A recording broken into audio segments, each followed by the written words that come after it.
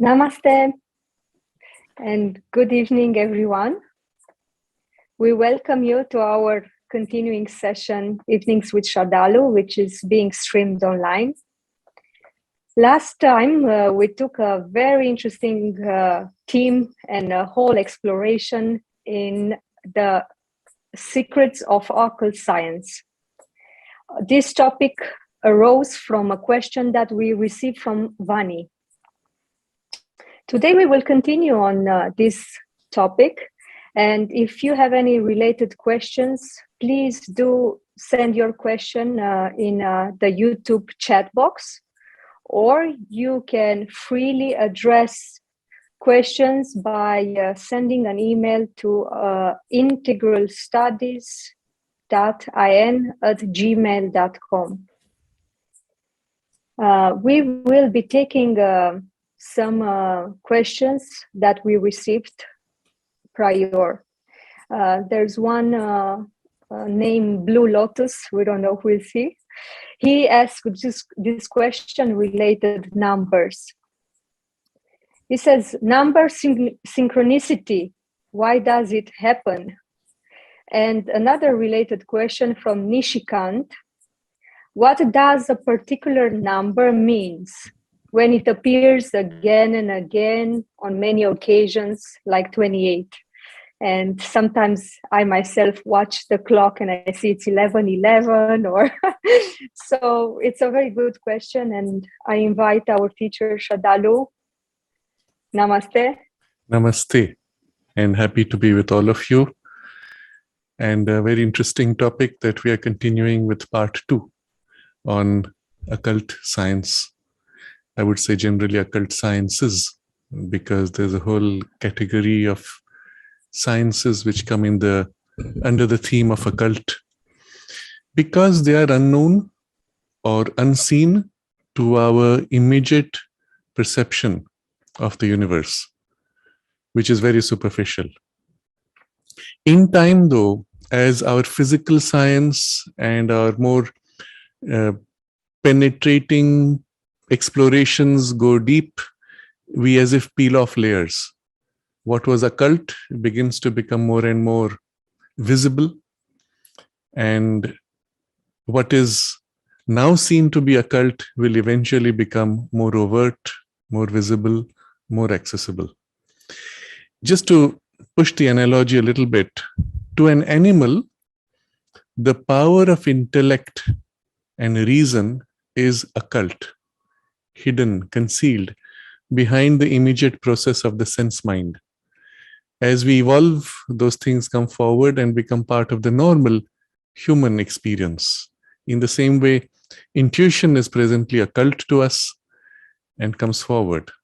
But by occult, generally, we mean something much more rudimentary, even on the levels which are physical, vital, and mental of what is currently organized in us, levels behind, which are still hidden and occult. And those two have to come forward.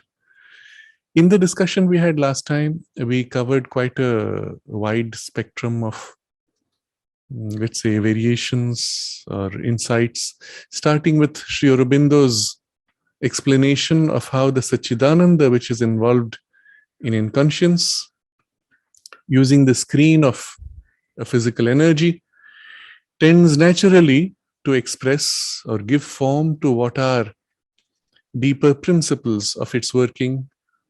And so those automatically appear in what is a chaotic, apparently chance working of universe. You find these rhythms, these forms, these focal points and relationships and so on, which tend to reflect. And yet the infinite freedom of the Satchidananda also reflects around each of these focal points to make infinite variations of specific determinates. And it's a very philosophically formulated vocabulary, because Sri Aurobindo is including a whole range of phenomena with just that word. But as you saw, it is very precise, accurate description, explaining all these phenomena in one go. We looked particularly last time at the deeper sense of these three words: design, quantity, and number. which Sri Aurobindo describes as the powers of existence substance, whereas quality and property are powers of consciousness and its force, which is residing in existence and from there can be made manifest and operative by a rhythm and process of substance. And this we saw was really at the root of all such occult magical phenomena. We touched upon number ratios, geometry, sacred numbers, magic squares, colors, symbolism generally. And so that was, I would say, a brief superficial exploration of what is otherwise a very vast field. And I would depend on your questions to widen the scope of what we explore further. And so the first two questions from Blue Lotus and Nishikant about number synchronicity.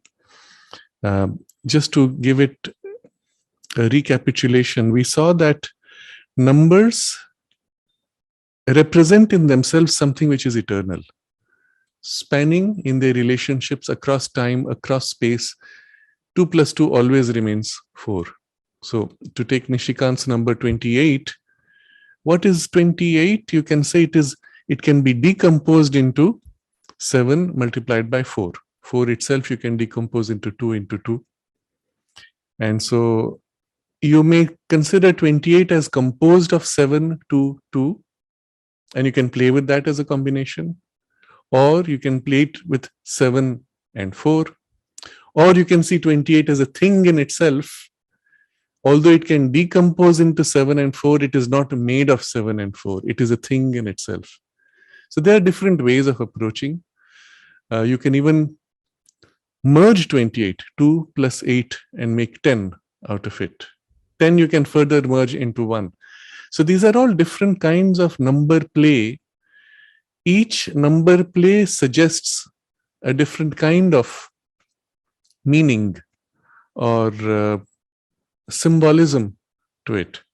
Recently, there was a number play which has been much in circulation in view of the current Ukraine war, where if I just look at this, the First World War started on 28/7/1914. If you add all the numbers, you get 68. Second World War started on 1st September 1939. You add all the numbers, you get 68. And then the Ukraine, well, we will say invasion war, started 24/2/2022, and the total again comes to 68. Now it's an interesting total for all three.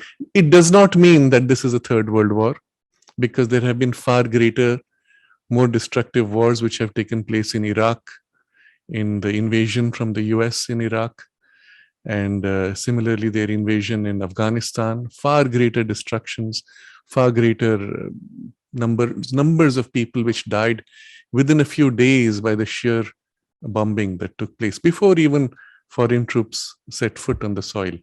In comparison, what's happening in Ukraine is barely 100th. It's not even of a category that one could suggest is a serious war.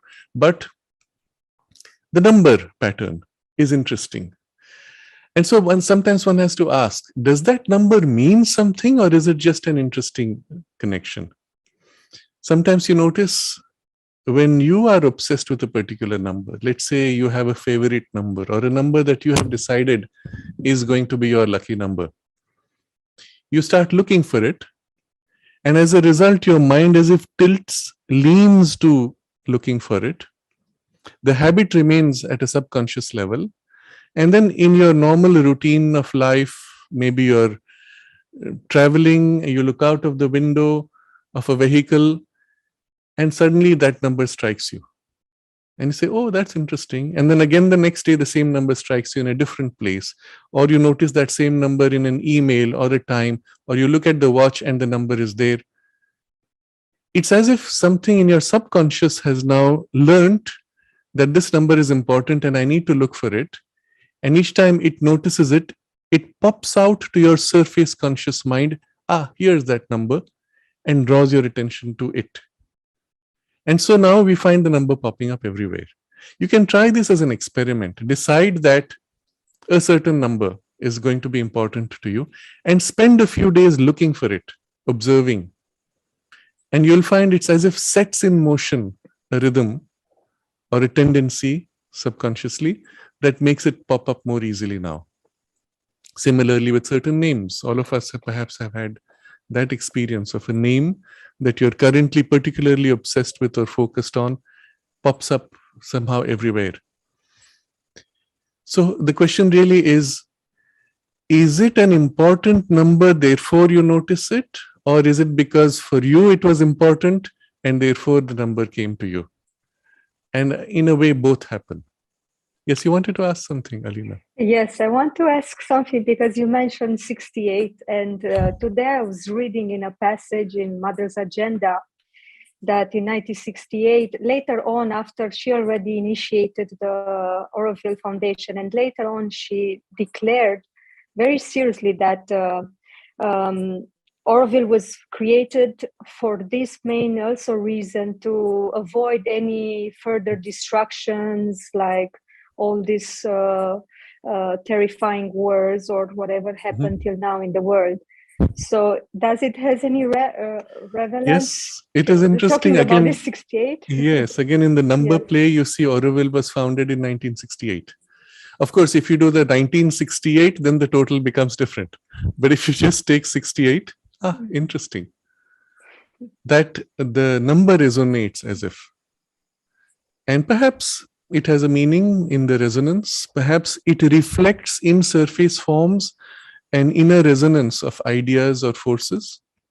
So in the ancient science, let's say, of numerology, the intention was more to observe these resonances and look for patterns that could suggest something. So, for example, during a certain period, I just decided that if I look at the watch and the number was 555, so 555 or 444 or 333, if I find the same digit repeated, then it will mean that I'm aligned somehow. So that's the meaning I gave to that. And then it became a way for me to fix my consciousness to align also. And then, of course, when it did pop up more frequently, naturally I said, now I'm better aligned. But aligned to what? If you think about it, you can give yourself a meaning that I'm aligned to, let's say, the divine will. Or the reality is you're aligned to the idea of seeing that number repeat more often. At the very least, isn't it? So in a way, it can have a very superficial resonance, or it could mean a deeper resonance. And just in itself, the number resonance need not mean anything deeper. Could mean, but equally it could mean something shallow. This is in fact the problem of all such symbols. You can be looking for omens, symbols, signs, and people now in the current new age vocabulary, they'll say, the universe is telling you, the universe is talking to you. But what is this universe thing? What level of consciousness does it represent? If I, for example, could read your mind, and I know that you're looking for a particular sign, and I had the means, I could pop up the sign and influence you, isn't it? Does that mean the universe is working through me?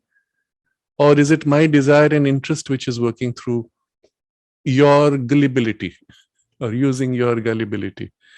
I'm raising this as an example, especially because a lot of people tend to rely on these signs as a divine guidance. It need not be. As I said, any being of the lower vital world, especially the domains very close to the physical, can read your mind. Some of them can influence or nudge events or push ideas or suggestions into people nearby, and therefore make happen a sign that you're looking for. Or the reverse.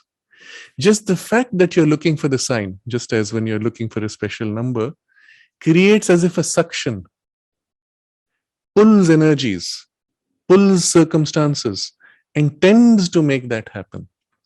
Similar to what happens if you, for example, fear. You fear something will happen. Oh, is it going to happen? Is it going to happen?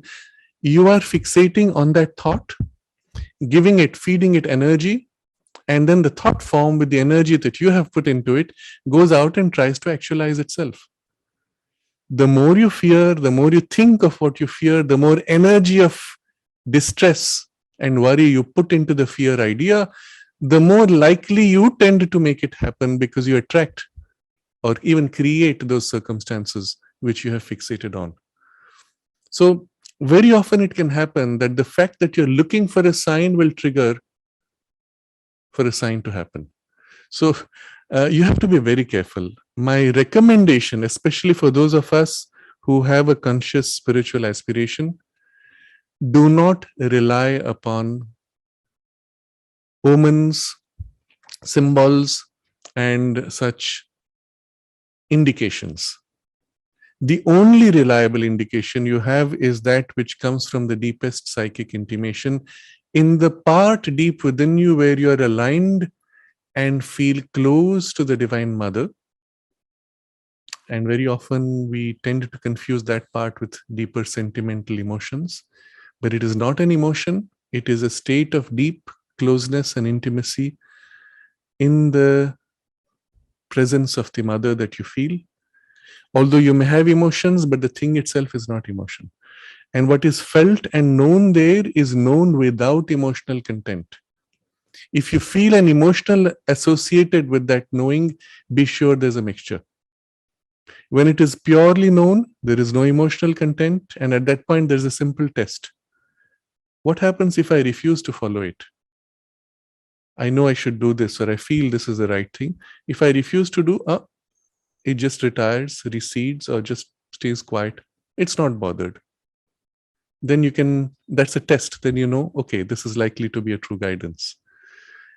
When you feel in not following a certain distress, a disturbance, lack, missing, then you know there's an emotion mixed in, and you must consciously dissolve that personal preference or attachment. So it's part of a culturing to consciously turn to that deeper sensitivity, or if you have trained your mind to become quiet, to receive what comes as an intuition. And the character of intuition, as well as this touch, is it is self-evident. It does not need external justification. But the distinction between this inner feel and the intuition is that the inner feel may know this is the right thing, but I don't know why. I don't know what will happen. I just know this is the right step. Maybe you take that step and then further intimation suggests now this or not. But when the intuition comes, you see why. You know why. In intuition, there is the knowledge of the thing, not necessarily complete, but there is the knowledge aspect, and with it, a smooth, if you allow the intuition to flow, a smooth turning into action of what is known, almost effortlessly. So observe these. Both of these are capacities or skills or sensitivities that we must cultivate consciously. And I'm dwelling on this as the most reliable means to know. Until then, these numbers popping up or other symbols and omens are interesting. Notice them for interest. You can understand that they represent at best resonances between different, let's say, qualities or tendencies of energies, but you cannot know if it is something superficial or deep. As in the example I've given regarding the number for the wars, there are other dates also and other events where you might get 68. It does not mean it is a third world war. All it suggests is, here's an interesting alignment, a tendency, a push, something happening. That's it. So this is as regards particular numbers. As I said, if you want to give a meaning to it, there are various ways you can decompose. I think I gave at least 4, maybe 5 such ways. Each would give you a different meaning or symbolism. Number 28 in itself. Break it up into 7 and 4, you get a different symbol. Look at the meaning of 7, 4, and you can create a meaning. Or 722 or 227. Or since it is 28, you can, well, then you add 2 and 8 to get 10 and you have a different meaning. Or 1 and 0 and you have a different meaning. So straight away, you had 4 or 5 different ways which give different meanings altogether, each one of them. And you could pick the one that you like, isn't it? But at some point, it makes you wonder whether it makes sense even to play with it. In those who follow a fixed system, they may always reduce to one particular type of decomposition. I deliberately showed many to show you that there are many ways to understand this. But if they follow one system, they're stuck within that. And nature, of course, is infinite freedom. So any one system occasionally will work, show interesting connections, but mostly it will tend to fail. And this is what happens with all systems. If the system has to become more useful, it has to become increasingly complex until it begins to come close to nature's freedom and catches various lines of nature.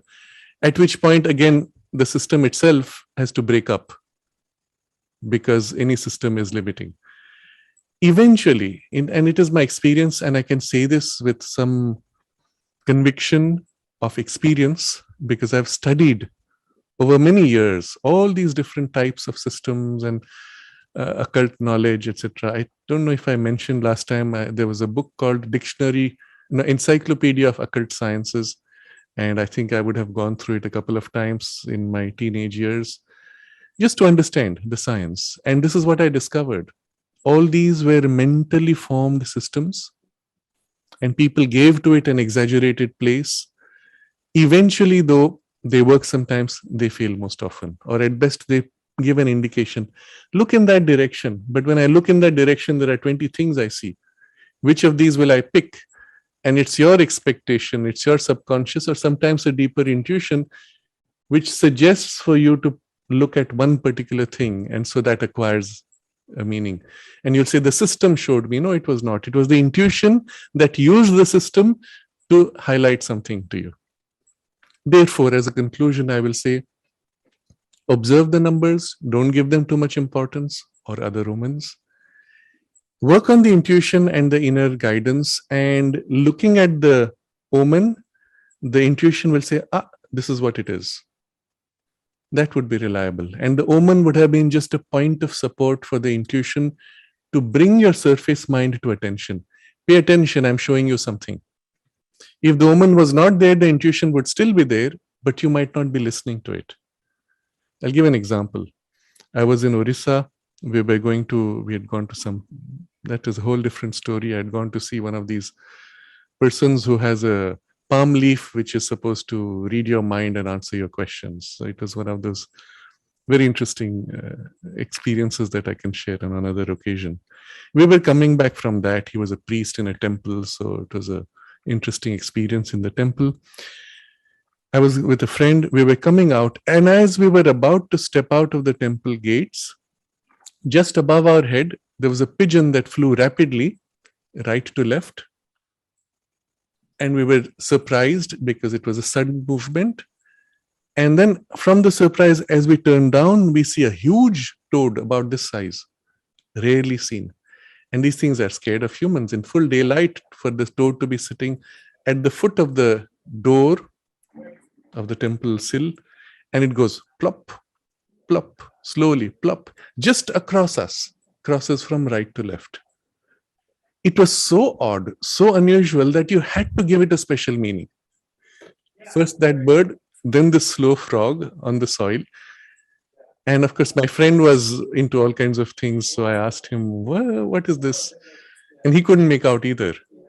This is the point I'm making first. By itself, a symbol is just that, a symbol. It is in the interpretation that you gain the insight. If you do not interpret correctly, then the same symbol would be, wrongly understood. At the end of the day, the symbol only draws attention to something happening. It is the intuition which will give you the true knowledge. So what happened in that case? We were to return by the highway. A journey which would have taken an hour and a half at most. Instead, the driver took a detour. He took a mud road. He said it's a shortcut which will cut 20 kilometers. But the mud road was so horrible, full of stones, that we were bumping along for 20 kilometers less. We had to slow down by more than half, and we were bumping along. So in practice, we ended up spending almost 3 hours in the journey within a very uncomfortable travel for trying to save 20 kilometers.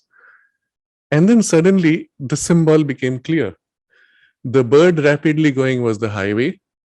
The toad going slowly in mud was this detour. And so it's as if two paths were before us. Two paths had opened and we had a choice. But at the end of the day, even after knowing this, what was the message? What was the guidance? There is no way you could have known unless the intuition showed you, oh, there's going to be a choice. So coming back to the point of the numbers, yes, play with them, have fun, but don't give it too much importance. Work on the intuition. And at that point, you will find the omens or the deeper sense of omens would also be visible to you. And perhaps you may not need the omens anymore. The intuition itself would be an indication revealing what you need. So this is as far as these two questions are concerned. I'm just going to go through the chat questions. Okay, there's a question about money. We will come to it later. Can I also ask yes, one more question? please. Yes. Go ahead. So I was reminded now when you spoke about numbers. Once, many years ago, I went to see a priest in our Orthodox church in Romania. And this man said he was known to have some clear vision and he would guide people. So when I was in front of him, he said to me, "Oh, you have a tilted number 3, which is upside down. Let me correct that. It doesn't have to be like that." And I was there. I didn't know what he means. But after I left, I said, "Oh, he couldn't recognize Om," the symbol Om, which was on my forehead. But Very interesting. He recognized it as a tilted number 3. Interesting. Yeah, I was wondering, what he could sense, what was that he could see, because he couldn't say, "Oh, it's Om on your forehead." He comes from a different tradition. And yes, so obviously he had some kind of an inner sight. He picked a symbol, but the meaning of the symbol was not there. So he lacked intuition, very simply. Had he had an intuition, then he would have perceived this as representing the vibration of whatever it represents. He would have caught the vibration, not stopped with the physical form of the symbol. This is the problem with all these types who get into, I will say, ritual magic. So in ritual magic, it's as if the occult knowledge is reduced to a very simple ritual formula. Take a pen made of this particular material, of this wood or whatever, and then you will draw this particular square, write these symbols, these numbers, repeat these words, put this, light a fire, repeat this mantra, whatever form it takes. You've all seen such rituals, at least in cinema. So somebody does something and then there's a result. Ask him, why is that result? I don't know, that's how it works. You go to a chemist and he says, if you mix these in such and such proportion, you will get this outcome. Why? The fellow says, I don't know, that's the formula I was given. It's basically on that level of ignorance.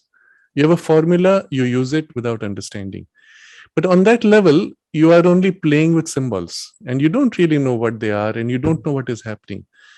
And a lot of people who have an, I will say, clairvoyant sight, at a very rudimentary level, they catch these symbols. Even in the aura, they will see colors, forms. I recall reading one of these persons who had an opening of the subtle vision, and he said, I would sometimes see black squares or rectangles in the aura of a person. And he said, I don't know what to make of it. There's nobody to tell me what it means, but I could see it like that. And he says the only thing he could discover over time that he noticed that it had to do with illness. That's all he could make. But that was an observation, not an insight. Whereas somebody who comes from a more intuitivized consciousness cuts through the form of the picture, let's say, and feels the vibrational quality, feels what that energy is about to do or is doing, and can describe more accurately. And so, again, coming to the general guideline, I will say, work on these, on the intuition, and what you will gain is far more valuable than if you focus on these techniques. So I see. It's interesting because in my country, I mean, I could say that our nation has a very great opening towards mathematics. They're very good at mathematics, informatics, as Indians, and they have a high opening towards this numerology. I remember myself being consulted with one who was doing numerology, and I don't know why we give more value than what it truly represents.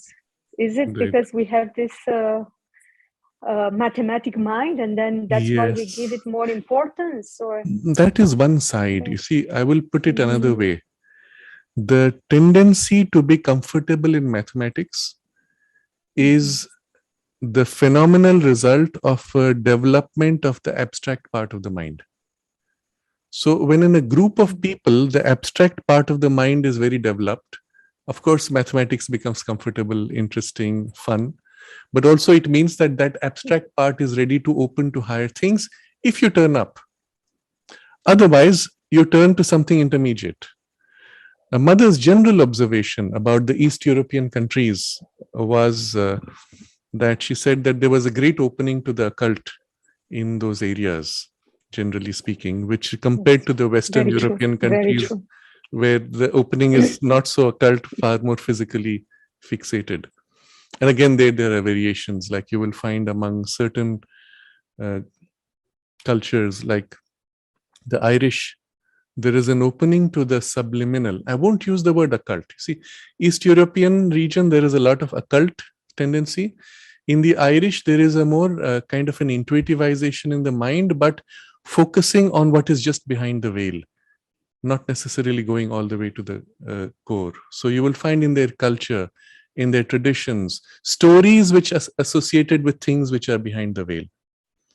But if you stop with that, it is an occult, but it has a different quality than in let's say, East European spaces. There again, there are variations. In some areas, it goes into a kind of a dark occultism. Other areas, it has even an opening to higher, well, spiritual turn even. And you find a lot of this mixture, unfortunately. In certain spaces, there is still, even today, remnants of traditions which go back to in the Middle Ages, where they peaked in a lot of these occult practices, including certain lineages of knowledge. But all of them, all over the world, including in India, all these lineages tended to fall into very superficial or applied knowledge, losing their original links because of the general decline that took place in humanity. Even the knowledge of the transmutation of metals was very strong in some of these areas. I had this experience when I'd gone to the heart in the Czech Republic. What is the capital of Prague. In Prague, that's right. You In saw the Prague, clock, the very yes, famous what? yes. In Prague, you could feel in the atmosphere. You see, it was one of the cities which was not destroyed in this during the Second World War. You could feel in the atmosphere the continuity of that lineage, or let's say, as if there was a whole weight of the past 1,500 years, was the sense I had of this knowledge of occult sciences as well as of alchemy particularly. And while I was there, in the newspapers, there was a big article about how just a few months before, the river had flooded. It broke the banks of the river and cut into the side. And when the flood receded, it had cut into a secret chamber, which was still intact, full of the materials used for alchemy. Obviously, the government stepped in and seized everything. And it is possible that some of the material, which involved specific knowledge might have been taken away also. But then they made a museum out of it and people could go and see whatever remained. But you have to ask yourself, underground chamber with alchemy materials, writings and special flasks, materials for experimentation still intact, obviously has its own resonance and influences a people and even a culture. So one can look at cultures in this way, trying to feel what is behind, what is the burden of knowledge or experience that they carry. And sometimes with it, one feels the karmic tendencies. So if in a particular space, and now I will point to a few perhaps as a suggestion, in the Middle East, where some of this magic turned to black magic, the result is a huge karmic negative accumulation, which means a lot of suffering for the people today. Even if lineages of knowledge survive, which they find difficult to where there is so much pile up of the destructive karma, the suffering of the peoples tends to happen, tends to continue. And some of the problems which you see in the western part of the Middle East, in the Palestinian region, etc., a lot of this goes back to that period in the region of Babylon, Sumeria, and all the way to what is currently Palestine. There's a lot of things which had sunk into a kind of a dark magic, and there's a burden there. Similarly, in certain patches, you will see. When I was in Prague, I had the sense in a certain part, it was very clear that there was something which was not so comfortable. But it's like that. So this is just to come back to our general discussion about symbolism and the knowledge which can come with it. Everything is useful, but superficially useful or profoundly useful depends on what is behind. So looking at questions here, there's a question from Rupal looking at the mother and Sri Aurobindo's symbol. Can it be used for meditation? You can use any symbol.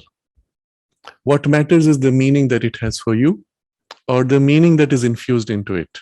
So again, to bring it to our general topic of occult science, the traditions in occult science use symbols for a certain purpose.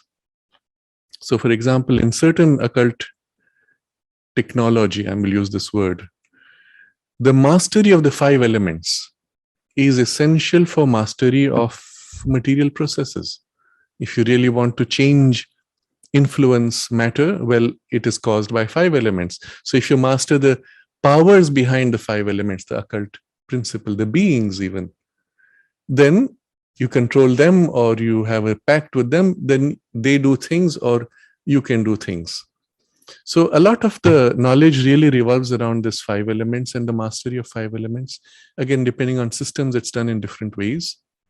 They use symbols and each has a symbol. Now, if you go into the Hebrew tradition, particularly with the Kabbalah, they have specific symbols for the 5 elements. If you go to Sanskrit, it's a different symbol for the 5 elements.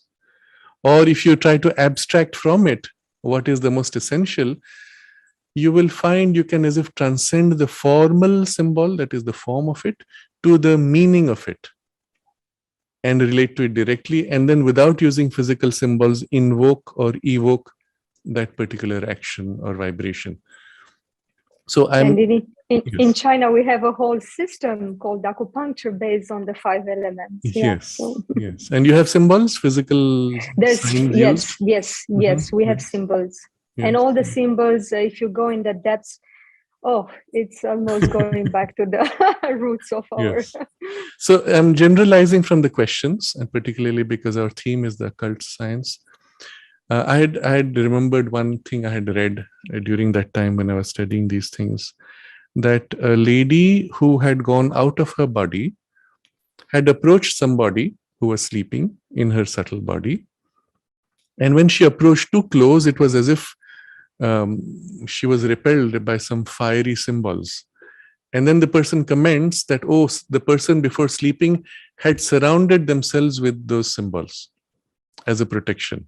So when she came in her subtle body, it's as if those symbols became radiators of fire, as if protecting. And I said to myself, yes, of course, the same principle should apply if you invoke the mother's symbol around you or Sri Aurobindo's symbol around you. I remember that was pentagram. So I said Sri Aurobindo's symbol is far more powerful because of the meaning it has for me and the power infused into it by Sri Aurobindo himself. So yes, you could do things like that. You could concentrate on a symbol, invoke a symbol, imprint a symbol. I just give another personal experience here. So because I was at that time interested in these things, I was every evening, I would lock the door, and I was still in my teenage. So I was given the charge of locking the door at night. I would lock the door and visualize mother's symbol with the intention of protection. And I did that every day. One night, it so happened because as I was going to go to locks, maybe my mother called me or something, I was distracted. I locked it while talking, and I did not consciously invoke that symbol. Next morning, our neighbor from across the street comes to us and informs us how in the middle of the night, past midnight, he was awake, he was on his terrace, he was looking. He saw a young boy on the road climb into our house, wander around, and of course the doors were closed internally, and he didn't find anything useful. He jumped across the wall and went away. And he said, our neighbor said, I didn't do anything because he didn't have anything in his hands, so it was okay. Otherwise, I would have stopped him. And I said to myself, interesting. The one day that I do not remember, something like this happens. And again, the question comes, is it that in the balance of forces, it was about to happen and I slipped in the symbolism? Or is it because I slipped that the gateway was left open and someone could get the idea to come in? Or maybe it would have happened anyway, and I would have said, well, it was the protection which prevented the person from stealing. It could be any of these three. And the problem with most people is because they do not think rationally. They will give a meaning which suits. So if they had concentrated on a symbol, they'll say, see, the symbol protected. Or they will say, see, I did not invoke the symbol, therefore the protection failed. Now, these are completely contrary conclusions you may make from exactly the same event. So, end of the day, still the question is this. It's not so much the symbol. The intention you place, yes, of course, it has an effect. The symbol is a way for you to focus on a material level with an image, with a form, what is otherwise a truth of consciousness. But do not bind yourself. Do not get into a whole obsession around it. Because you see, once you get such an idea, you will start doing this everywhere, anywhere. There are people I know who will go out of the way to, obsessively ask for protection at every detail as an expression of their fear and insecurity. And you end up emphasizing the fear and insecurity. So be careful. Yes, there's a principle behind. Yes, there is a power in use of symbols, but don't become a victim of your own insecurities in the process. Look at what is behind the symbol. That is the greater truth.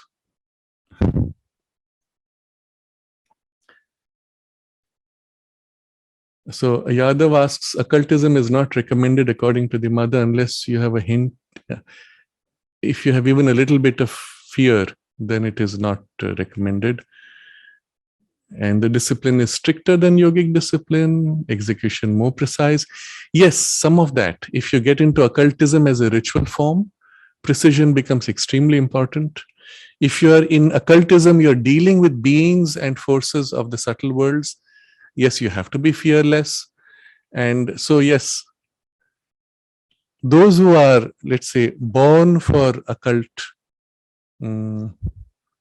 technology or mastery have a certain type, a certain vital temperament of a very earthy, strong vital.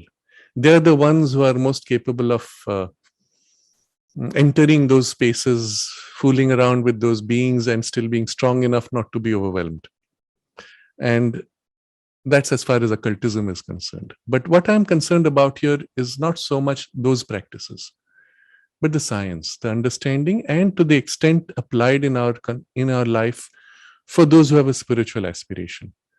Because at the end of the day, the occult is only the hidden, which opens all the way to the spiritual. And if you're not going to enter with interactions with beings and the lower ranges of these powers, you don't need all that. You act directly in interaction with things of the inner and higher, which is also occult, but much more opening to the spiritual. Linda asks about the development of intuition, what can be done for that. And you will recall we have discussed this in great detail in some of the earlier sessions, I believe from number 62 onwards, is it? Or 67 onwards of the evening series, where we dwelt on the 65 onwards, on the 4 practices that Sri Aurobindo recommends. The first of these is the ability to silence your mind and to be able to make it silent at will and hold it for as long as you want. Then the second and third would be the opening inward and upward, to be able to receive from within or from above.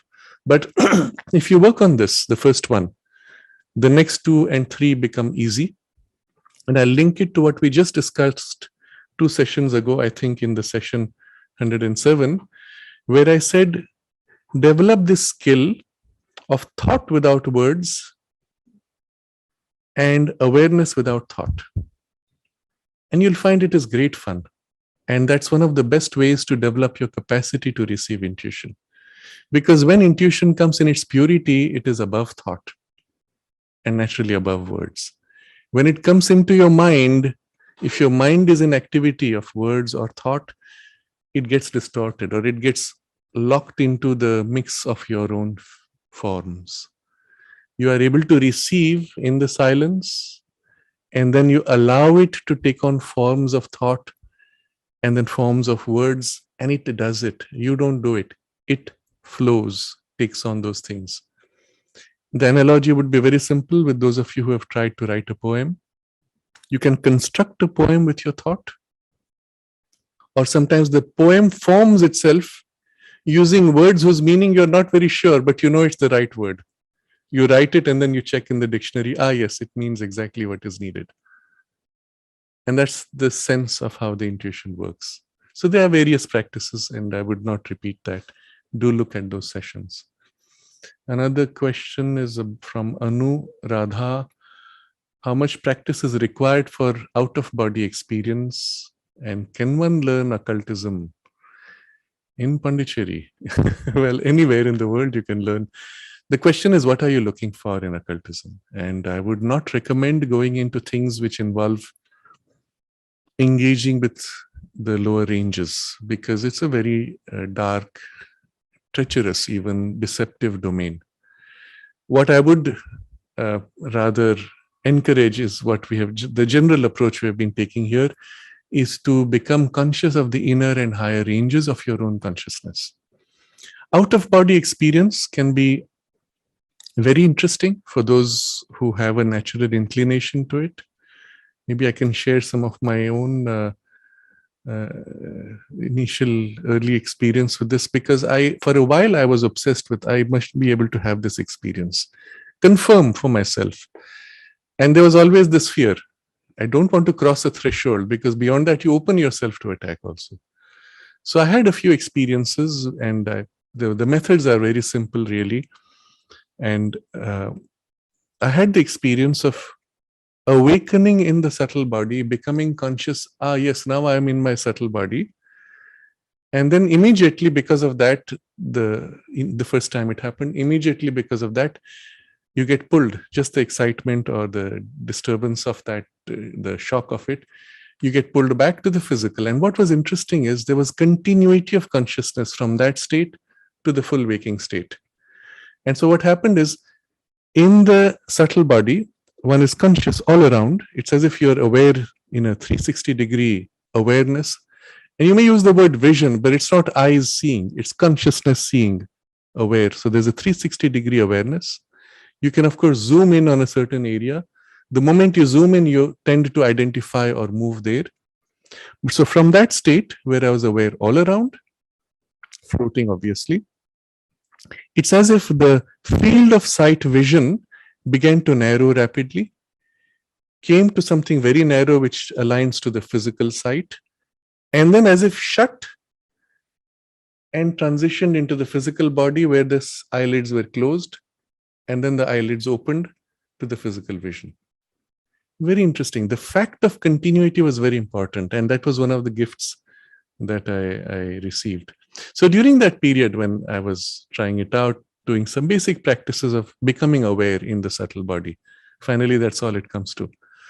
But because I was interested, I asked my teacher, MP Pandit, about this. And then he said to me very simply, when you are ready, the mother herself will teach you. At that time, I was not sure whether that would be possible, in the sense that, I did not have that sufficiently living contact, I will say, to have that certainty. Well, how would she teach? Why would she teach? How will I even know? And she's in her, how will I get in contact with her? It was all these questions would have been there as a doubt. Today, I will confirm with the same conviction. I will say, yes, when you need the knowledge, it will be given to you by the Divine Mother, to the extent that you are ready, to the extent of your current capacity. And again, I will share an example here. This was somebody, an American. He was in the ashram at that time. He was fascinated with occultism, but in a, I would say, unhealthy fascination, more about powers. And so he asked, and it went through my teacher, he asked the mother to be taught occultism. Now, by then, that must have been already 1970, 71. So my teacher took that message to the mother. She took a blessing packet, concentrated upon it, and then said to my teacher, give him this and tell him that I have sent the knowledge. He received the blessing packet. I don't think he was able to receive the knowledge itself, because many years later, he told me this, and he had no appreciation of what was given in the packet. And I will put this in context. What mother gave was the concentrated, condensed knowledge experience of what is required for the awakening of that capacity, whatever he was seeking or needed. But as a bundle of consciousness, force, experience, if you are able to receive, and the depth to which you are able to receive is the depth from which you would unpack or unfold or open out the knowledge capacity. I'm going to dwell on this a little bit, because it really goes to the heart of this question of learning. And I will now generalize it, not just occultism, learning, including spiritual experience, because for me that is more valuable than the occult. And I will explain why towards the end. How do you learn something? How do you have an experience? You say, I listened to this person explaining, let's say a normal school classroom. The teacher explained this and I understood this. You never ask, how did you understand? How was that explanation transmitted? No, it was obvious. I heard it so the normal thinking is, I heard the words and I understood. Now think about what happens here and take a few other examples. A teacher who is very confused starts explaining and you say, I came away more confused than before. So it's not the words. It was the clarity of ideas behind the words which may have used the vehicle of the words, right? First point we recognize. There was a transmission of clear idea to your mind using words. Now, if I describe to you an experience, when you have this experience, it means this. You will understand the words, or you will learn the words by heart. Definition of evolution. And I can give you a definition, you will understand the word. If I ask you, have you experienced evolution in yourself? Well, from the words and understanding, which is rational, to experience, which is more identified in consciousness, so intuitive, there's no link, right? But if I were to describe to you what it feels like in a way that resonates with you as I describe, you will say, yes, as I heard it, I could recognize that movement in me and I understood. Now you have three different levels of understanding. An understanding which is superficial, or a non-understanding, a learnt by heart definition. A mental idea, which is an understanding also, but very superficial, and then an experiential glimpse. Now, this is extremely important. This is the intuitive knowing in experience, which is when you know you are one with what you know. Now, I'll share this a little more because it goes at the core of what I will call the spiritual access to occult knowledge. When there were people doing in the US military, they were training people to do out of body projections, or remote viewing would be the term. They would enter certain spaces or certain experiences or glimpse certain things that they had no vocabulary for. But if they had in their physical life experienced that thing, then they could recognize it.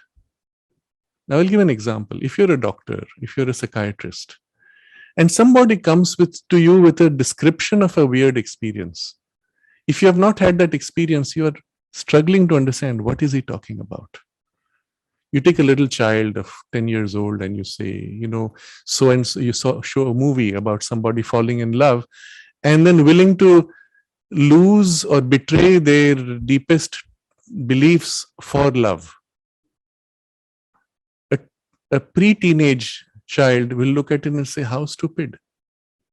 But when you've gone through that experience of how the passion or obsession of the human love can cloud you to that degree, you identify with that character in the cinema. You say, oh, poor fellow, because you know what it is like. Okay. So why am I giving this example? Because there are certain types of knowledge which cannot be understood, cannot be transmitted by words alone. You have to have had an experience of some kind to be able to recognize it. So when they were doing this work with remote viewers, they would glimpse things, they would sense things, but they had no word. But if physically they had been to that space or similar spaces, they would recognize, this is what I'm sensing here. So if you had to sense, and this is the nature of the intuitive knowledge, let's say you've projected yourself to a location. You are a spy for remote viewing. You feel in that space, it feels like there are lots of little straight lines crossing, little boxes. What is this? I don't know what to make of it. Like pigeonholes. If you have been to a space like that, like a government office where you have lots of cubby holes, people sitting in crisscross partitioned space, you know what it feels like energetically to be in that space. When you are remote viewing, you will say, that's what it is. But otherwise, you wouldn't know what you're feeling. It felt like this, and you will describe something, not knowing. And then if someone shows you a photograph, you'll say, yes, now I get it. That's what I was feeling. But till then, you had no idea what it was. Another example, you don't know what it's like to experience radiation physically, because radiation passes right through. But in a subtle body, you will experience radiation and you'll feel its effect on you. So when you are remote viewing, and because the perception is in the subtle body, I went into that space and I felt as if all kinds of lines of light were passing through me and I couldn't make out. It was not uncomfortable, but it was as if something passing through. Having experienced it, you will say, this is radiation. So we are talking of a range of experience, and this is what happens in any out-of-body experience.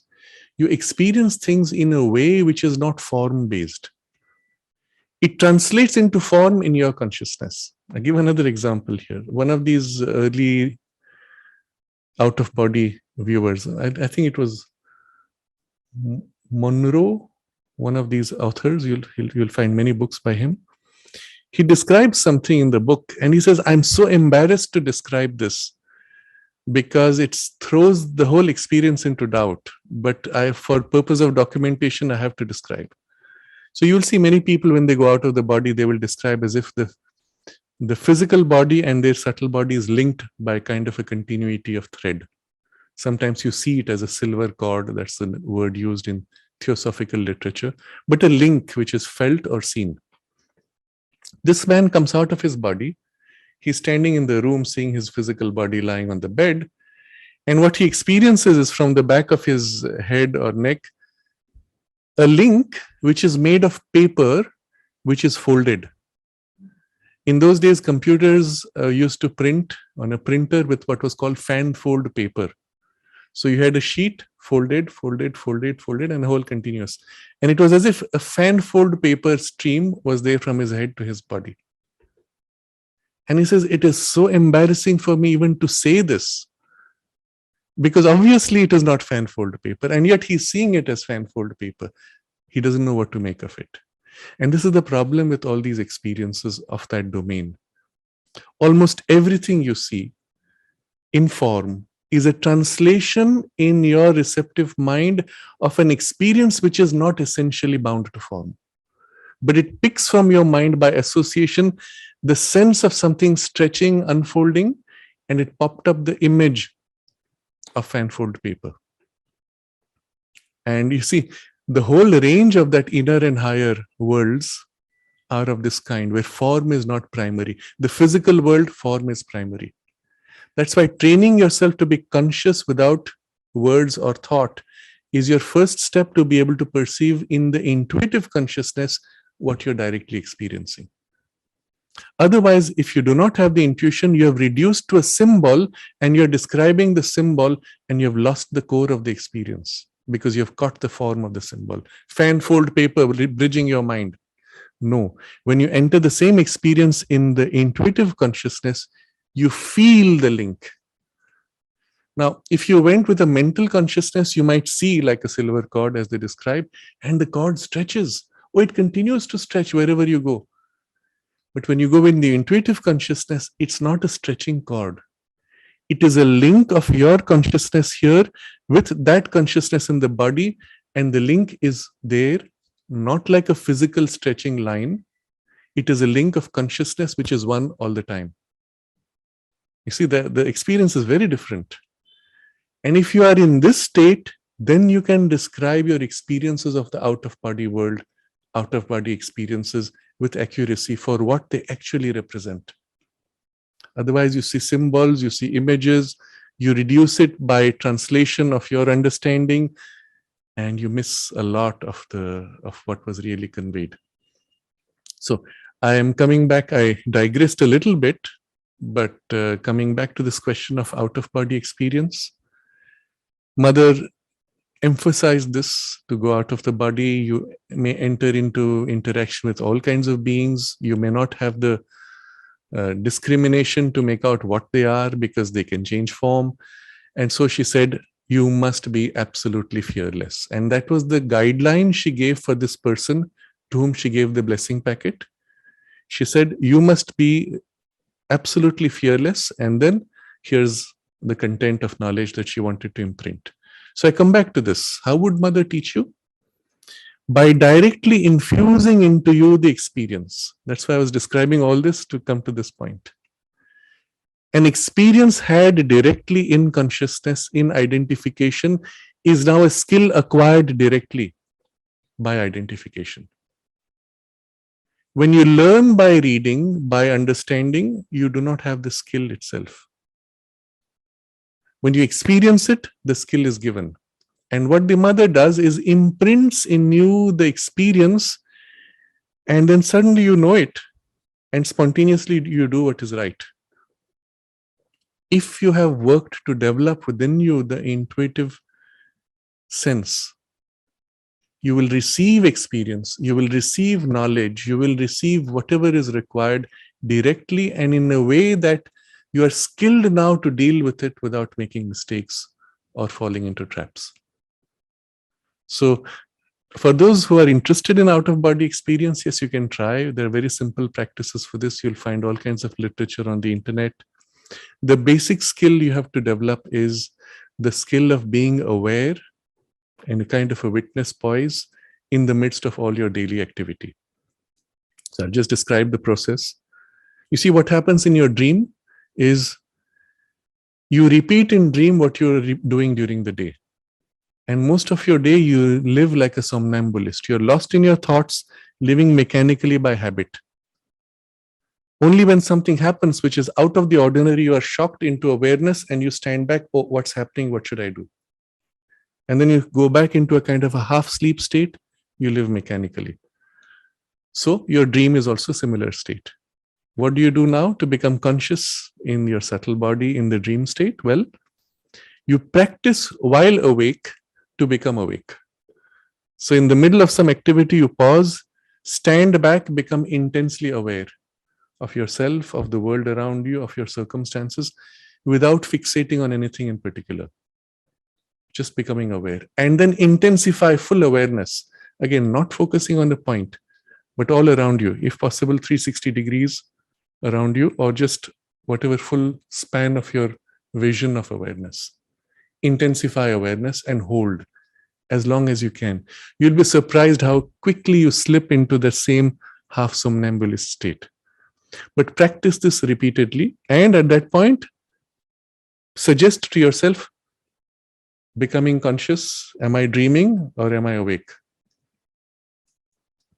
Just this practiced multiple times during the day, with the intention that in sleep, in dream state, you will have the same awakening to become conscious. Do this for a few days, and suddenly you'll find yourself in the middle of the night in a dream state. You will do the same thing by habit, and you'll become utterly aware, and you'll say, oh, am I dreaming? And it's interesting, perhaps momentarily you will be aware, I'm conscious in my dream, and you will tend to slip back. Why? Because you slipped into a mechanical habit of thought again. So the skill of holding awareness without thought will come into great use here. But once you have it, you can hold awareness, I'm dreaming. Now let me play with the dream, and you can start intending things to happen and so on. So here's a very simple practice. And one of the easiest ways to become aware in sleep state and then take charge of the dream itself and eventually come out of the dream, but in the subtle body. There are other kinds of practices where people try to project themselves out of the body. They are useful. Some people find it useful. Some people don't. A lot depends on the natural tendency and temperament of a person. Like any other skill, some people are gifted, some are not. But this would be a simple way to start. As I said, beyond this, you would need to have specialized knowledge, and I would recommend not to get into that further. Brief glimpses of these experiences, useful. Does it change your consciousness though? Work on the change of consciousness. As a consequence, awareness of the subtle and physical worlds on their deeper level in their occult dimension will naturally grow because you are living in a consciousness which is more deep. But if you, by technical means, awaken a certain skill, it's still an inferior consciousness which is using the skill. So what would you do if you could go out of the body? Well, I would want to go and spy on others, right? Look at things, experience, or interfere with somebody's life. This is a normal tendency people want to have. Interestingly, when those who have that kind of ability try to do such things, they are prevented. By what? They don't know. They say, we just can't go into someone's house and intrude on their privacy. Somehow this subtle body refuses to move. Why? Simply because your awareness is a tiny tip of a deeper awareness, larger awareness, where the real freedom exists. And there a choice is made, no, you have this experience, but I will not allow you to misuse it. And it's done at an inner level. So in practice, you can barely do anything of misuse. But if you awaken to that deeper layer of your consciousness, of a deeper subliminal and intuitive range, then the access is present even without needing to project out of your body. So you can, for example, lean into a certain space, into an experience or a memory, and by identity recall, relive, or draw knowledge. You don't need to project outside the body with your body asleep. You have an access, what would be called remote viewing, but of a different grade, not seeing in images, but feeling the quality of consciousness, accessing knowledge, and so on. These are, as far as I am concerned, far more useful and relatively far more safe also. But a natural consequence of this development of the inner and higher consciousness. So I think that is in response to Anuradha. Similar with Navneet's question, these would be very simple ways of becoming conscious. Again, access to occult regions is dangerous. If you look at some of Huta's stories, because mother made her experience those things before she had to paint them. So all of Hutta's paintings of Savitri, mother wanted them to come from an experience. Now, if Hutta had to draw, and at some point it was the god of death, you can't be drawing just a picture with some cloudy, hazy, darkish, whatever, or even light image. It has to be a living experience. So mother said, now I will make you experience god of death. So she told her, tonight the god of death will come to you. So Hutta says she has gone to sleep, and then suddenly she wakes up and she can feel this presence walking around her bed. She was terrified, and whatever experience mother had to give, she gave. And she said, now you will draw. So when you draw, the full vibration of that experience comes through and is imprinted in those images. That's how mother did the work with Hutta. So at some point she had to go into the vital worlds. Mother took her there. She took her to the supramental worlds also, had the glimpse of that. She said, oh, it's so beautiful, I don't want to come back. But she said, I can't touch the ground. Mother said, you're not of this world. You're just being given a glimpse here. And in the vital worlds, there was one description Hutta gave. She was taken into this room. There were little beings, almost like children, who were very happy to take her around. And she went into a room, and there's a very large room. And there are hunters who put the head of the deer that they have killed, which is stuffed with all the horns, on the wall. So the room was full of such heads, except they were human heads. And these beings, they were like children, so you could trust them. They seemed to be having fun. And they said, oh, here, look, in this wall, there's a hole. Put your head inside. And Hutta said, no, why should I? No, just try it out. It's fun. Just try it. And for some reason, Hutta had the inner discomfort. She said, no, I refuse to do anything without mother's permission. And then mother said, if you had put your head, you would have also got stuck into that. Another time, in one of these worlds of the vital, they said, will you accept to stay with us? Will you accept to come? Here's a boat. Let's cross this river. Let's come into the boat. And she said, no, I will not accept to stay unless I have mother's sanction. And that was her grace, you see. I will not do unless mother allows. And mother explained to her later, she said, had you accepted to stay, you would have been bound and unable to come back. Because you are in a symbolic world. It's not a world of form. It's a world where what you believe is what you become. What you feel, what you want is what happens. So when you say, I accept, it's like a promise made that binds you. You can't break out of it. And this is the reason why promises made in the physical world have a binding character on the vital or mental world, but not in the physical. But when you're in the vital body, what you say is what you commit to, and you can bind yourself into something. So there are dangerous domains, not so nice. If you want to have a glimpse of those worlds, read Sri Aurobindo's descriptions in Savitri, where he goes world by world in great detail and depth, describing the beings, experiences, qualities of consciousness. And it's a fascinating journey in itself.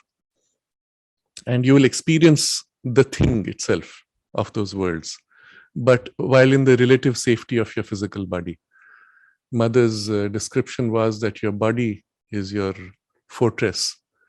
When any danger happens in the subtle worlds, instinctively you pull back into the physical body, you wake up, and the dulling effect of the physical body is your protection. So, well, just as a conclusion to this question about occultism, I would not recommend getting into that kind of practice. All the practices I will recommend are those which help you grow in and deepen in consciousness. And to the extent that that opens you to deeper occult perceptions of reality, you are in safe ground, because it is the result of your growth of consciousness. Yes, and okay, Yadav says that when he connects or expands the subtle physical body, he feels in the nerve cells a kind of a panic. That can happen, but that in itself is not a dangerous thing. You see, becoming conscious of the wider expanse of your own subtle awareness can be done gradually, slowly, and instead of forcing it to widen, which is not healthy, you can open to the sense of wideness and simply become aware of the wider circumconscient of your awareness, and thus become aware of the wider sense of the universe itself. and even extend in perception or in awareness as if joining with the universe. And it's a beautiful experience. It's a liberating experience. And on some level, your subtle body itself opens out to its own infinity, because already it connects to infinity. It's just our habit which limits us, habit of sense of I and boundaries of I. So thinning of the boundaries, opening of the boundaries in itself is not a dangerous thing. It is in fact a great release, a great relief. But if you try to extend on the denser layers, you might find yourself more vulnerable to influences around you. So it's always good to start in your higher parts from the mind and the higher ranges of the mind, which are freer and clearer and more plastic, to open out to the wideness, to perceive, to sense. And then from there, that wider, freer consciousness gradually integrates into the lower ranges, liberating, widening, and so on. The best way is in the practice of the descent. If you have worked on the descent of the peace or the wide presence of the peace, widening as it descends, gradually freeing up your consciousness. So Cosmic Pilgrim asks, what about silver cord that can be cut? Yes, it can be, and this is one of the dangers Mother has described in detail. If the link between your physical body and the subtle body is disconnected, then you will not be able to come back. That's one of the dangers of this kind of thing. And there are beings in between who may try to interfere, to try to disconnect or to cut. That's why normally there is an automatic reflex with which one comes back when sensing danger, which is what happens in sleep. When you have a nightmare, you just find yourself pulled back, waking up. And so a certain temperament of fortitude and fearlessness is necessary to enter into those domains. That's why I won't recommend that. But perception and widening of perception, yes, that is completely safe because you are not going out. You're only extending the range of your perception, and that one can work on. Sudhir asks about feeling and subtle objects and energies. Like I said last time, all of us have this ability already. It's just paying attention and then becoming sensitive. Go into a space where there are trees and then try to feel the atmosphere, the shift in atmosphere. As you approach the trees, notice how there is a shift in quality of awareness around you. Notice how it affects you. If you have already a certain opening, you can feel as if around the trees, a certain quality of energy. You will sense when a tree is sad, there's a certain heaviness. And the trees which are fresh, glowing, or happy, you can feel the quality. So it is by exposure that and by paying attention that the sensitivity grows. I take a very physical example. If you will see a person who sells cloth, can touch a piece of cloth and describe to you even the percentages of mix. So much cotton, so much polyester, just by touching. You can't. But you have the capacity the way he has. He has refined it by touching and associating it with certain knowledge. Now I've learned to distinguish because over time I have touched so many types of cloth.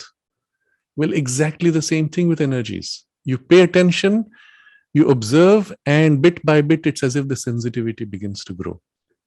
If you persist, and especially in a state of quieted, silenced mind, then the perception comes into you because your inner ranges now are more active in the silence of mind.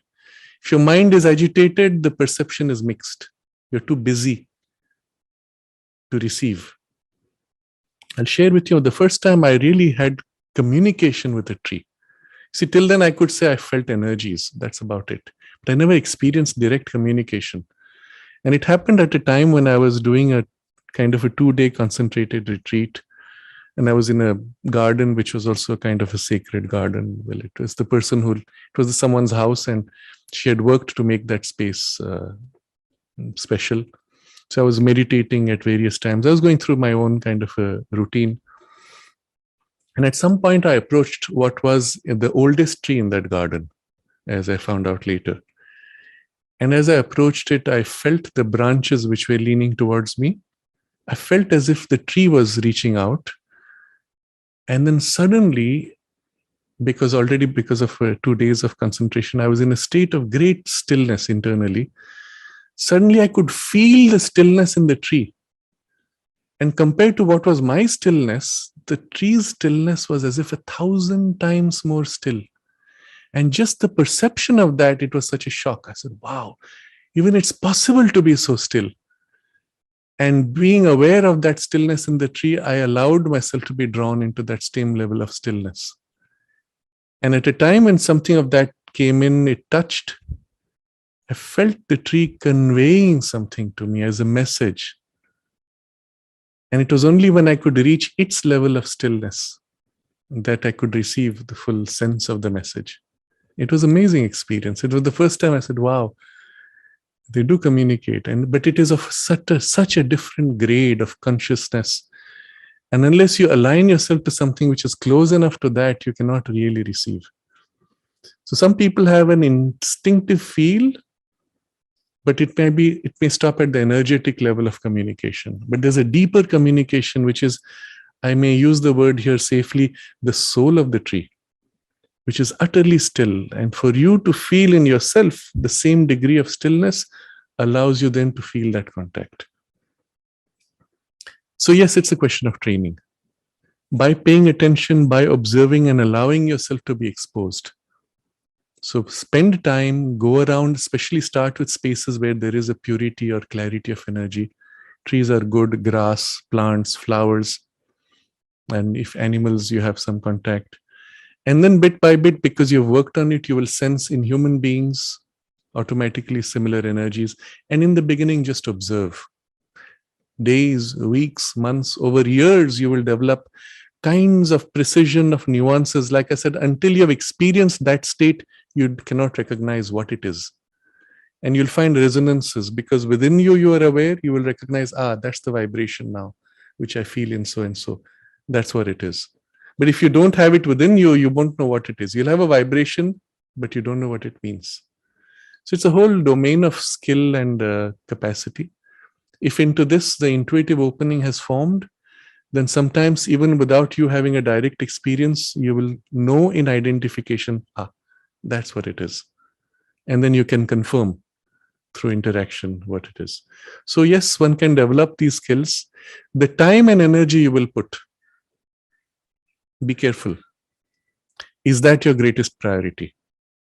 That same time and energy, if you put in developing and becoming aware of your psychic being, in becoming conscious of the divine presence, which permeates all things, including the trees and yourself and all beings, the same effort would be required to develop awareness of the divine presence and in depth.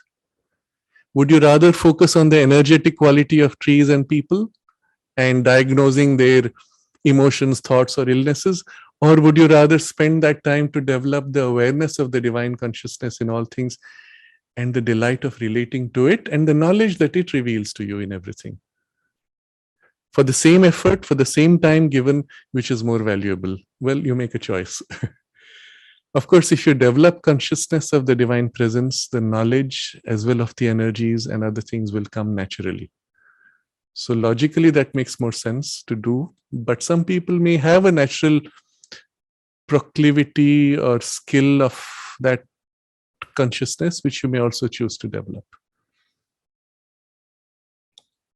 So yes, Cosmic Pilgrim comments that since Huta was capable and pure, Mother was able to give her those experiences. I will say Mother made her capable. Think about it. It's a comment Mother made to her. She said, I have tried to work with so many artists in the ashram, but they were too formed and as a result, too fixed in their training. And so she said, I'm taking you because you're raw. And from that raw base, she built the full capacity from how to mix paints, wash the brushes, how to do different kinds of strokes. She built the full capacity and the sensitivity she developed. And so for that, she had to maintain a regimen of great purity. She was not allowed to look at even magazines of coarser and cruder images, and certainly not to copy from those. Mother would choose images and say, copy from this. And just one time that Huta was tempted, she found a very beautiful picture from a magazine, and she used some of that as an inspiration to copy and draw. And when she brought that to the mother was extremely upset. She said, where did you get this? He could catch the vibration immediately. Where did you get this? She insisted, I told you not to look at anything else. Finally, Huta confessed, yes, it was, I got the inspiration from the magazine. So you can see that mother took raw material, unformed. All of us are good enough raw material, unformed. And then there was a whole training of many years. So yes, Huta was made capable and pure, but she did not come capable and pure. And I'm emphasizing this because that is true for all of us. The Divine Mother can make you capable and pure if you are willing to, well, work at it, isn't it?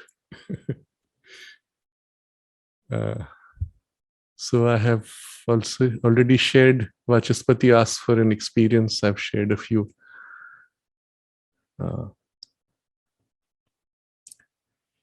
The priority finally is this. The time you will spend to develop an occult capacity, occult knowledge, occult mastery even, of let's say some domain of the vital consciousness. For that same time and effort, you can attain to the realization of the self and the immersion in the divine consciousness. And a skill of that, isn't it? So think about your priority.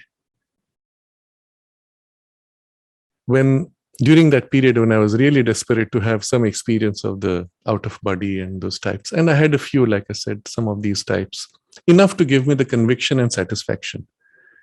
And then I knew if I have the capacity now, I will misuse. It was only much later that the need which the ego sensed, from which the misuse would have come, was sufficiently thin that certain ranges of experiences began to open. And they came as a result of the thinning of the consciousness, ego narrowness, let's say, limits of the ego. As a result of that, the experiences came, but also the experiences now could not be misused. There was no point in misusing because the impulse to misuse itself was dissolved in this. So I'm going to conclude with this very important idea. You can work to develop occult skills. You will always be bound in the form and the symbol and never know truly what you're dealing with because you'll be stuck with appearances, not knowing the truth behind them. You develop instead the deepening, awake, and heightening of consciousness, including your own inner subliminal ranges all the way to the spiritual. And as a result, there will be the deeper intuition which will awaken, which will cut through appearances, symbols, and forms to the truth behind. And in intuition, what you know is what you are. The knowledge is the capacity. And so when you know this, when you feel this, you can also wield it. You can use it, direct it, modify it.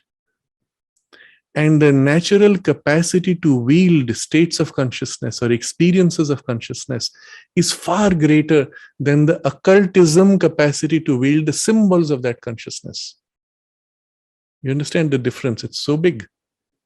But the energy you would have put to attain to this lower wielding of symbols is far more in a way, because you have so much more to do still.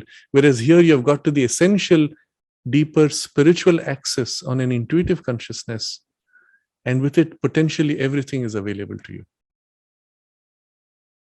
If you think in these terms, you recognize what is for you more urgent, more important, more worthwhile for the effort you put. The help also then is so much more direct and effective. The access gained to inner and higher ranges, both of perception and even I will use the word influence, is more real, more free, and also free from your limitations of ego, misuse, power, and things which would have taken you off track from the spiritual path. Had you gained a certain ability, a power, let's say, however limited and narrow, the first thing that would have happened is your sense of I importance would aggrandize. And after that, for you to thin out the ego to access higher and deeper ranges of experience would be almost impossible. Why? Because the groove here, wanting to let go of this which makes me feel so important, very difficult. And it's better that you never slipped into that groove of self-importance and greatness of capacity or fame or skill at all, so that you can open to something more true, more high, more free, in which even the thinning of ego has taken place enough that doesn't matter anymore. And you can now access more freely everything else. It's similar to what happens when we have discussed this in earlier on when we discussed drugs. If you open yourself to the vital worlds through use of certain plants or drugs, you have an experience of, let's say, some kind of a universality, but from an ego which is still narrow, experiencing a wideness which is bigger than its narrowness and therefore overwhelming. But now that experience forms such a strong groove that if you try to go to something higher and deeper, you will find yourself slipping into these grooves, unable to go beyond them because of the vividness of an intermediate experience, preventing you from going further even. Because to go there is to let go of this, but this was so dramatic you don't want to let go. It's something like that with occult capacities and powers. So yes, safety or not is secondary now. Priority is more important here. And the help from the divine is there for that work. For developing occult skills, you don't have the divine help. It is built on the strength of your capacity or incapacity.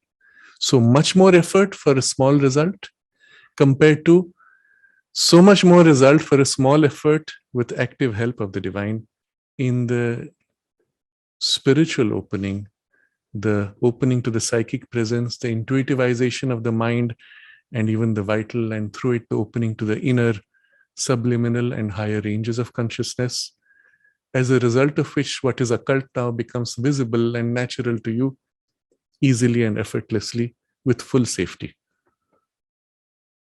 And that's why in this yoga, this is considered far more important. Maybe we will continue on this topic next time, a few more questions and a few more areas of secrets of occult science that we will look at, including perhaps hypnosis and a few such things, which might be fun to explore a little bit. So feel free to ask questions, send them to the email, or even to post them in the chat box as we go on. I will try to not take all questions which would divert. I try to stay within the broad range of the topic so that we don't jump around too much. But there are some questions put up today which I will try to incorporate next time or later. Feel free to ask your questions. And maybe we can take a moment to recenter ourselves in what is for us the single greatest priority of our life, our sense of purpose, particularly in this life where we're in the transition from one age to the next, where everything in nature is concentrated for this great leap of consciousness from mind to supermind through the ranges of intuition. Everything is supporting and pushing you. What is the biggest priority you can have here? For a little effort, the breakthrough is possible. Let's center ourselves in this, in a clear aspiration, invoking help from the Divine Mother in this effort.